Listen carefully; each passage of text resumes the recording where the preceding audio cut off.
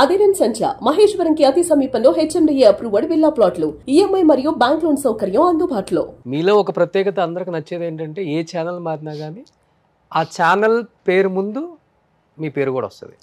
మహామూర్తి అన్నారు, చాలా తక్కువ టైం, 11 months అంతే. అంతకుముందు ఎన్టీవీ చేశారు, ఏబిఎన్, ఎన్టీవీ, ఈటీవీ, ఇది 5th ఛానల్. ఎన్టీవీ, ఏబిఎన్, మహా ఎన్టీవీ, అదే 5th ఛానల్ అంతే. TV5 5th channel. కానీ జర్నీ ఎక్కువే అన్ని ఛానల్స్లో. నేను ఈటీవీలో 12 years చేశా. ఈటీవీలో ట్రైనీ సబ్ ఎడిటర్ నుంచి స్టేట్ చీఫ్ ఆఫ్ బ్యూరో వరకు చేశా 12 years. ఓకే. ఎన్టీవీ 2 years, అంటే దాని ఇన్సెప్షన్ ముందు నుంచి అక్కడ వర్క్ చేశాను నేను.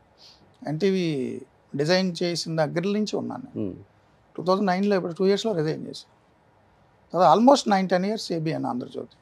అంటే మూర్తి గారు మీరు ఏమనుకోదంటే ఒక మాట, ఇప్పుడు మూర్తి గారు అంటే మిమ్మల్ని దగ్గర నుంచి చూసే వాళ్ళకేమో ఒక రకమైన ఇది ఉంటుంది, బయట నుంచి చూసే వాళ్ళకి రకరకాలుగా ఉంటుంది. ఆ పేర్లోనే చాలా ఎత్తుక్కుంటారు. హెడ్ వెయిట్, యాటిట్యూడు, పొగరు, లెక్కలేనితనం, ఏదంటే అది మాట్లాడతాడు, బ్లాక్మెయిల్ చేస్తారు, ఇవన్నీ అంటుంటారు.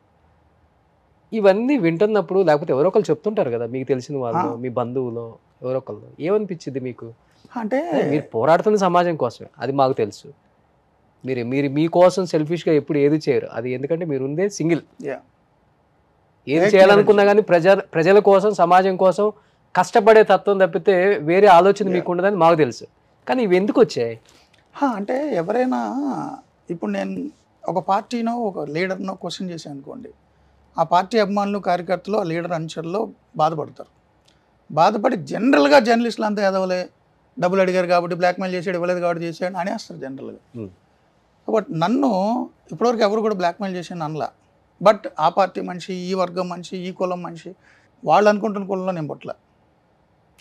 యాక్చువల్ నాకు కులం లేదు, కులం గురించి నేను మాట్లాడను. పోనీ వాళ్ళు అనుకునే కులాల్లో కూడా నేను లేను. ఓకే, వాళ్ళ యాంగిల్లో కూడా. సో ఎవరు పడితే వాళ్ళు మాట్లాడుకుంటారు, దానికి మనం ఏం చేయలేం కదా. ఓకే. అండ్ ఇంకొకటి ఏంటంటే, నా ఇన్నేళ్ల జర్నలిజం జీవితంలో నేను ఎవరి దగ్గర కాఫీ టీ కూడా తాగలే, నాకు అవసరం కూడా లేదు. నేను ఎవరి దగ్గర రూపాయి తీసుకోలేదు, తీసుకోను. నా కంపెనీ ఇచ్చిన జీతం బ్రహ్మాండంగా ఉంటుంది, నన్ను బాగా చూసుకుంటుంది. ఏ కంపెనీ? మనస్సాక్షిగా చెప్తున్నారా? మనస్సాక్షిగా చేసుకొని చెప్పండి.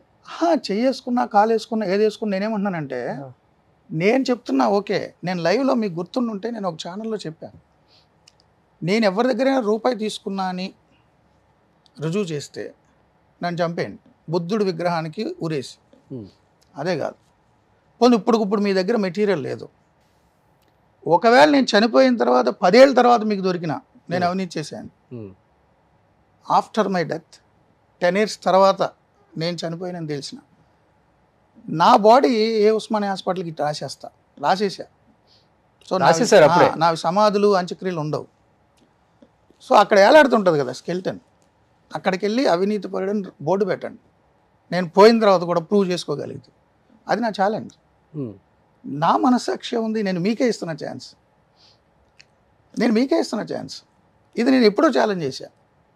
ఎప్పటికైనా సరే, నేను బతికుండా కానీ నేను పోయిన తర్వాత కానీ, వీడు సో అవినీతి చేశాడు, సో వాళ్ళ దగ్గర బ్రైబ్ తీసుకున్నాడు అని ప్రూవ్ చేస్తే బతుకుండగా చంపండి, చచ్చిపోయింది అయితే ఇక నాకు జర్నలిజంలో బతుకు లేకుండా అవినీతి పడని ముద్రేయండి, నో అబ్జెక్షన్ ఎట్ ఆల్.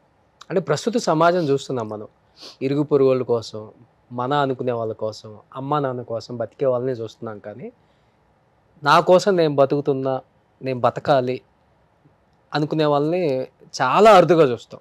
దాంట్లో మీరు ఒకళ్ళు. Thank you. ఎప్పటి నుంచి ఇది? చిన్నప్పటి నుంచా, లేకపోతే ఈ ఫీల్డ్కి వచ్చిన తర్వాత రకరకాల? అంటే నాకు ముందు నుంచే కొన్ని పుస్తకాలు చదివాను, ఇన్ఫ్లుయెన్స్ ఉంది నాకు.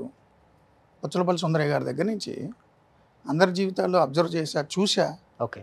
పుస్తకాలు చదివా, వాళ్ళ ప్రసంగాలు ఫాలో అయ్యా. సో చాలామంది, ఒక్క పేరు చెప్పలేను. సో అందరి సంబంధించిన ఇన్ఫ్లుయెన్స్ నా మీద ఉంది. సరే, వ్యక్తిగతంగా నాకు కుటుంబం లేదండి. అంటే అమ్మ నాన్న, అక్క చెల్లి, అన్న, ఇవి మన చాయిస్ కాదు, న్యాచురల్, మన ఆప్షన్ కాదు, సహజంగా వచ్చాను. బట్ నాకంటూ వ్యక్తిగతంగా ఎక్స్టెండ్ చేయదలుచుకోవాలి. సో ఇంకెందుకు నేను పాటుపడాలి, ఎవరి కోసం పాటుపడాలి? ఒక్క జీవితం కదా, నాకు పునర్జన్మల మీద నమ్మకం లేదు. పుట్టక ముందు ఏం లేదు, చావు తర్వాత ఏం లేదు. ఈ ఉన్న కొద్ది జీవితం మీరు గమనిస్తే సార్, మీరు ఒక చిన్న పల్లెటూరులో ఎవరైనా ఒక కామన్ మ్యాన్ చనిపోయినా మీరు అక్కడ ఒక ఫోటో పెట్టేసి రాళ్ల మధ్యలో 1972 2020 అని వేస్తారు అంతే, మధ్యలో గీత ఉంటుంది. అమెరికన్ ప్రెసిడెంట్ పోయినా date of birth date of death మధ్యలో చిన్న గీత, ఆ సమాధి దగ్గరికి వెళ్తే. సో పుట్టిన సంవత్సరం చనిపోయిన సంవత్సరం మధ్యలో గీత ఉంది కదా, ఈ గీత జీవితం ఇంతే ఉంటుంది. అది ఇంత గీత కోసం ఏం చెప్పారు సార్, ఇన్ని వ్యవహారాలు, ఇన్ని పద్ధతులు, ఇన్ని పాళ్ళు, ఇన్ని అవినీతులు, ఇన్ని అక్రమాలు, ఇన్ని కుట్రలు, ఇన్ని కుతంత్రాలు సంపాదించేసి ఏం పీక్కి వెళ్తావు? అదే కదా జీవితం అనుకుంటున్నారు కదా ఇప్పుడు. ఇంతే కదా గీత. Date of birth date of death మధ్యలో గీత. ఆ గీత కోసం ఎందుకు ఇంత గింజుకు చచ్చిపోవాలన్నా? సో నాకు అంత కోరికలు లేవు, కుటుంబం లేదు. నేనేం చేయాలి సంపాదించి? 30 సార్లు అయితే తిండగా ఎవడన్నా రోజుకి, ఒకసారి 2 సార్లు తింటారు. నా గురించి మీకు తెలుసు, నా డైటు, నా అవును వ్యాయామం, క్రమశిక్షణ. దేనికోసం సంపాదించాలి? ఇంత ఫిలాసఫీ ఫాలో అవుతారు, ఇంత గీతే జీవితం అన్నారు, అంతే కదా. మరి ఎందుకు పెళ్లి చేసుకోవట్లేదు? ఆ గీతలో ఇంకో గీత ఎందుకు యాడ్ చేయడం? అందుకనే